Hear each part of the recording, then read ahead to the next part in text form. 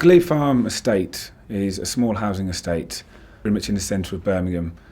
Historically, it's been a hotspot for crime and antisocial behaviour from a group of youths ranging in age from 10 up to 21, calling themselves the Glebe Youth Posse. You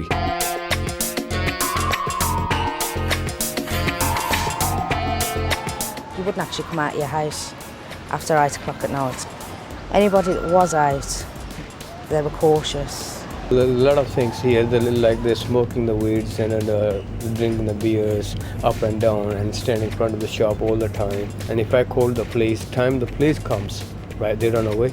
So we got no evidence what they're doing, so you can't prove anything. But it was random victimisation that they did. It wasn't anybody in particular. If you were just walking down the street, it was you and you knew it was going to be you. We had tried arresting the youths. We'd even tried a dispersal order for 12 months, which had a limited effect. The residents actually felt as if the police weren't doing anything. The police had actually pulled up in the van up by the shops and the kids had all just dispersed in all different directions. It was as if they were in a school playground playing tig. Well, they think they run the Glebe area, but they don't, we do. It's our area, so we fight for our right. I think one of the first things I did when I arrived on the team was to speak to the team that was already there. Fortunately for me, they were a team of very motivated, competent officers who knew the area really well. We got the names of 30 individuals, split them into 3 levels, and then we decided to focus on the 7 ringleaders. During that 6-month period, we went through a phase of evidence gathering, information gathering, speaking to members of the public, obtaining statements, and it all culminated in March 2008 when we served 7 interim antisocial behaviour orders on the 7 ringleaders. At the same time, we had our housing partners deliver acceptable behaviour contracts. The parents were warned that if their child's behaviour didn't change, they could be liable to further action and ultimately losing their homes. The key for me is once you obtain the orders, you have to make sure that you enforce those orders robustly.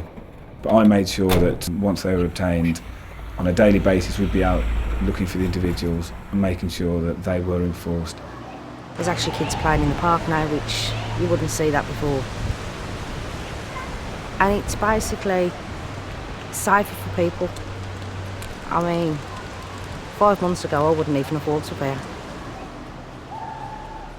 For these individuals to see how serious these orders were and what the consequences were had a huge impact on the Glebe and their behaviour.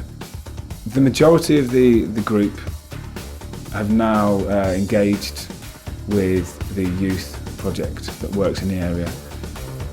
Some of them have got jobs now, some of them don't offend anymore. While a couple of individuals have breached the orders and are in prison, the majority of this group have decided to look at their lives, change their lives, and are trying to get jobs and education and training and move on.